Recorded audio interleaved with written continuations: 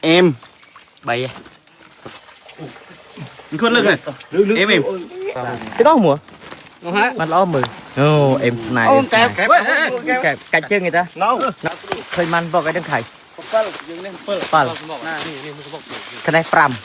នេះគឺជាការធ្វើដំណើរទៅកាន់ខេត្តព្រះវិហារគឺទឹកដីស្រុកជោមខ្សានដើម្បីការធ្វើដំណើរទៅរករកឃុំនៅឯកណ្ដាលព្រៃជ្រៅហើយក៏សមាជិកគ្នារបស់ខ្ញុំបានគឺច្រើនមែនតើហើយក៏នាំគ្នាព្រឹកឡើងរៀបចំអីវ៉ាន់រួចរាល់ងើបពីព្រលឹមចេញដំណើរទៅឃើញថាថ្ងៃរៀបរះគឺពិតជាស្រស់ស្អាតមែនតើគេថានៅផ្ទះមិនដែលបាន ងើបទឿនថ្ងៃរះទេបងប្អូនដល់ពេលងើបទឿនមកមានអារម្មណ៍ថាជីវិតវាដូចភ្លឺស្វាងសាជាថ្មីអញ្ចឹងក៏ប្រៀបដូចជាការដែលខ្ញុំបានភេករបស់ខ្ញុំត្រឡប់មកធ្វើការវិញបើមិនចឹងទេខ្ញុំប្រកាសជាដើរតាមជាចាំផ្លូវហើយពួកអីវាគឺជាឆ្នាំងបាយរបស់ខ្ញុំនឹងឯងបងប្អូនបាទបងប្អូនចូលមកដល់សាច់រឿងរបស់ខ្ញុំវិញគឺមកដល់ហើយទីតាំងក្រោយពេលយើងធ្វើដំណើរយូរក៏នាំគ្នាមកដល់ក៏តម្លាក់រៀបចំអីវ៉ាន់ រៀបចំកន្លែងដើម្បីស្នាក់អាស្រ័យហើយក៏យើងបំបីគ្នាជាក្រុមដោយសារតែយើងទៅលឿនអញ្ចឹងមានក្រុមផ្សេងទៀតក៏គាត់ទៅរកឃុំហើយខាងខ្ញុំឯនេះគឺមករកម្ហូបអាហារដោយសារតែម្ហូបអាហារយើងមិនបានរៀបចំសកលមកពីផ្ទះទេគឺទម្លាប់របស់អ្នកចូលព្រៃដូចជាពួកខ្ញុំគឺមិនដែលរៀបចំមិនដែលត្រៀមម្ហូបអាហារមកពីផ្ទះទេគឺយើងទៅដល់ព្រៃគឺយើងរកតែម្ដងក្រោយពេលយើងរកម្ហូប រួចរាល់បានអកនាំគ្នាដើរត្រឡប់ទៅរកទីតាំងរបស់យើងវិញក៏ប្រទះឃើញឃុំ5សម្បុកបងប្អូន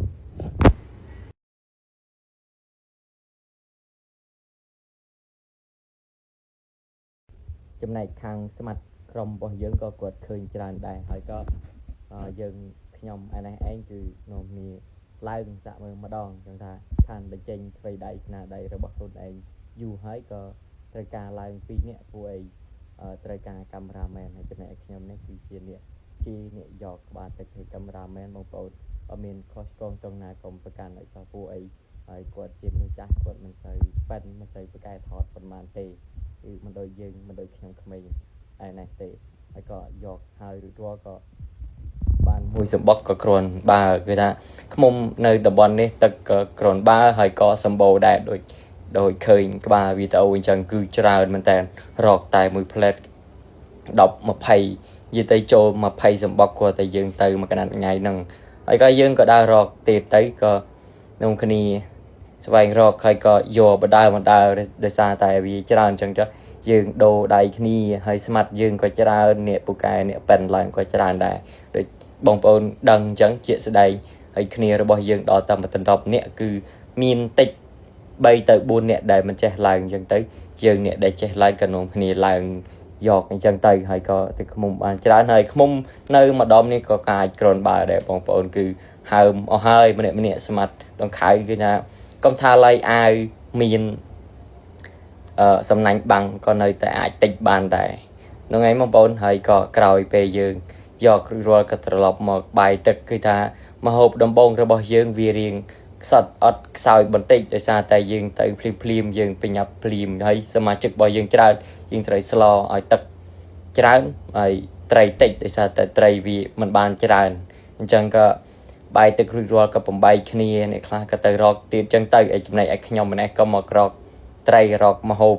ដើម្បីយកទៅផ្គត់ផ្គង់សមាជិករបស់យើងគេថាយើងរកហើយក្បែររងដោយសារតែពេលវេលាយើងខើចដែរហើយក៏ រកបដៅក៏ឃើញឃុំបដៅដូចឃើញជាស្ដែងចឹងបងប្អូនវាថាវាសម្បូរឃុំនៅស្រុកនេះសម្បូរខ្លាំងមែនតើហើយក៏មហូបកន្លែងហ្នឹងយើងរកមិនបានក៏ដូរទីតាំងមករកទៀតគឺឃើញមួយផ្លែតអញ្ចឹងគឺតាមពិតឆ្ងាយគ្នាបងប្អូនឆ្ងាយគ្នាយើងដើរពីកន្លែងមួយទៅកន្លែងមួយចឹងណាក៏កន្លែងនេះក៏បានកូនត្រីបន្តិចបន្តួចដើម្បីសម្រាប់ទៅគុតកងចឹងឯងក៏កាប់បន្លែបង្ការថែមចឹងទៅហើយក៏ទៅដល់ក៏ដាំបាយដាំទឹក រៀបចំម្ហូបអាហារដើម្បីហូបទីដែរដូចបងប្អូនឃើញចឹងស្រុកព្រៃគឺ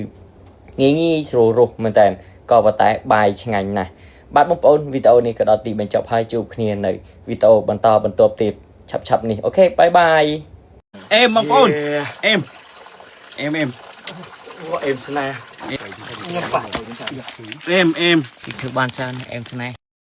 បាទសូមស្វាគមន៍មកកាន់វីដេអូថ្មីបងប្អូនក៏គឺយើងចេញដំណើរទៅរកត្រីថ្ងៃនេះគឺថាយើងបំបែកធីមទៀតហើយបងប្អូនដោយសារតែហើយសមាជិកយើងច្រើនដូចនិយាយគឺដែលអញ្ចឹងហើយអញ្ចឹងយើងក៏ត្រូវបំបែកគ្នាដើម្បីមានអ្នករកត្រីអ្នកយកឃ្មុំអីចង់ទៅហើយក៏ក្រុមរបស់ខ្ញុំឯនេះគឺដើររករុកដើម្បីស្វែងរកកន្លែងណាដែលមានត្រីដើម្បីយកទៅផ្គត់ផ្គង់សមាជិករបស់យើងនោះឯងហើយក៏យើងទៅមួយកន្លែងនេះដោយបងប្អូនឃើញជាក់ស្ដែងហើយនឹងឃើញក្បាលវីដេអូអញ្ចឹងក្បាល intro ពោះអីវាសម្បូរទៅមួយកន្លែងនេះគឺថាចំកន្លែងដែលត្រូវសម្បូរត្រីណាមួយបងគាត់ម្ចាស់ទឹកដីអញ្ចឹងគាត់ដឹងកន្លែងអញ្ចឹងគាត់នាំយើងទៅដោយសារតែពីជើងមុនគាត់អត់បាននាំទៅវាផ្លូវឆ្ងាយបងប្អូនអញ្ចឹងយើងរកចិត្តរងសិនដល់ពេលយើងមានពេលហើយស្អែកឡើងយើងភ្ញាក់ពីព្រឹកដើម្បីទៅរកនៅកន្លែងឆ្ងាយហើយយើងទៅដើរបាច់ដើរហើយចាប់អីចង់ទៅហើយថាដូចឃើញជាក់ស្ដែងអញ្ចឹងបងប្អូនអូគាត់ថាអេមមែនតើហើយដល់ពេលអាមនុស្សចូលចិត្តរកត្រីហើយមករកហើយចំអាកន្លែងសម្បូរត្រីទៀតអញ្ចឹងទៀតអ្នកណាមិនសប្បាយចិត្តមែនអត់បងប្អូនគាត់ថាអូយត្រីអណ្ដែងអានេះគេហៅថាអណ្ដែងភ្នំក៏ប៉ុន្តែវាមិនវែងទេអាលក្ខណៈថាត្រីវាឡើងទៅវាទឿលបងប្អូនវាទឿលហើយអាងនោះវាដូចជាពីងអញ្ចឹងទៅវាកកនៅនឹងទាំងអស់ហើយត្រីមានទាំងប្រមាណគឺយើងចាប់បានទាំងអស់គាត់ថាអូយពិតជាសប្បាយចិត្តមែនតើហើយក៏ត្រីក៏សម្បូរអញ្ចឹងទៀតចាប់ក៏នាំគ្នាតចាប់អីអញ្ចឹងទៅគាត់ថាសប្បាយចិត្តខ្លាំងបងប្អូនអ្នកដែលរកព្រៃហើយម្ហូបអាហារយើងមិនបានដាក់ទៅតាមខ្លួនហើយយើងទៅរកម្ហូបបានអញ្ចឹងចេះទៀតហើយវាអារម្មណ៍រំភើបសប្បាយហើយដូចបងប្អូនឃើញយ៉ាងត្រីដែងក្រាញ់ផ្ទុកខ្សានហើយមានតាំងពីកែបក្តាមអូធំគាត់ថាពីឆ្នាំទៅគាត់រកបានច្រើនជាងនេះបងប្អូនប៉ុន្តែឆ្នាំនេះវាមិនដឹងជាអភូតហេតុអភិនិហាអីទេវារៀងខ្សត់ខ្សោយក៏ប៉ុន្តែមិនខ្សោយប៉ុន្មានដែរគឺចូលចិត្តកន្លះបេហ្នឹងបងប្អូនកណ្ដែងផ្ទុកក៏ផ្ទុករស់ក៏រស់ដូចឃើញជាក់ស្ដែងអញ្ចឹងហើយចំណែកមកអាងនេះបងប្អូនអាធំនឹងវានៅតែ2ក្បាលទេដោយសារអីដូចដឹងស្រាប់អីត្រីរស់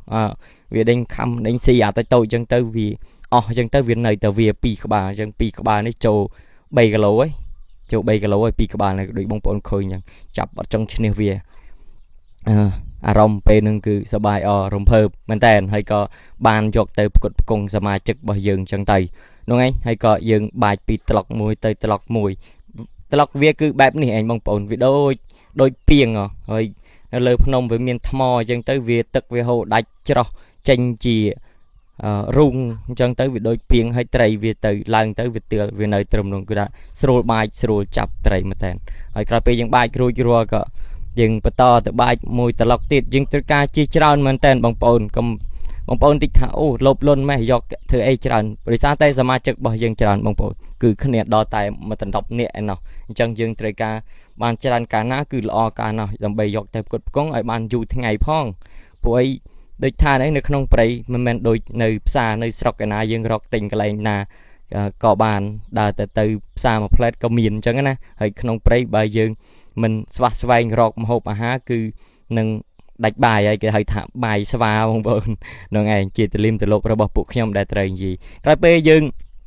បាច់រួចរាល់ក៏បងប្អូនបានឃើញថាអូគូសំត្រីនេះចូល5ទៅ10គីឡូបងប្អូនសរុបទាំងអស់ហើយក៏បាច់ហើយច្រកបេរួចរាល់ក៏នាំគ្នាត្រឡប់ចេញដំណើរទៅរកទីតាំងរបស់យើងវិញគេថាសមាជិករបស់យើងមិនដឹងបាយទឹកដឹងអ៊ីណាអីណីទេអ្នកយកឃ្មុំដោយសារតែម្ហូបអត់មានហើយក៏តដំណើរចេញមួតាមផ្លូវបងប្អូនអើយថាទឹកដីនេះគឺអត់ខកបំណងមែនជាប់ចិត្តខ្ញុំឆ្នាំក្រោយខ្ញុំនឹងទៅទៀតបងប្អូនដោយសារតែវាសម្បូរឃ្មុំគាត់តែយើងដើរមួពីកន្លែងយើងទៅកន្លែងបាច់ត្រីនោះយើងឃើញ3សបុកហើយយើងដើរត្រឡប់មកវិញឃើញ5សបុកទៀតហើយអ្នកណាមិនសប្បាយចិត្តបងប្អូនហើយថាត្រីក៏ត្រីហើយម្ហូបអាហាររបស់យើងហើយឃ្មុំក៏រកបានទៀតអូសប្បាយចិត្តមែនតើហើយដូចខ្ញុំនិយាយច្រំដើរអញ្ចឹងគឺឆ្នាំក្រោយខ្ញុំនឹងទៅកន្លែងនេះម្ដងទៀតពួកអីខ្ញុំជប់ចិត្តជប់ស្នេហ៍នឹងតំបន់ព្រៃនេះណាបងប្អូនក្រោយពេលយើងមកដល់ទីតាំងដូចឃើញអញ្ចឹងសមាជិករបស់យើងគាត់ឃើញត្រីច្រើនហើយត្រីធំគាត់សប្បាយចិត្តបងប្អូនដោយសារតែយើងហូបស៊ីអត់ឃ្លានប្រហែលថ្ងៃ3ហើយមិនជា3ថ្ងៃដូចជា2ថ្ងៃហើយសឡដូចទឹកទលេអញ្ចឹងនោះឯងបងប្អូនជួបគ្នានៅវីដេអូបន្តទៀតបាយជម្រាបលាគឺខ្ញុំនឹងអ្នកធ្វើចុងភៅម្ដង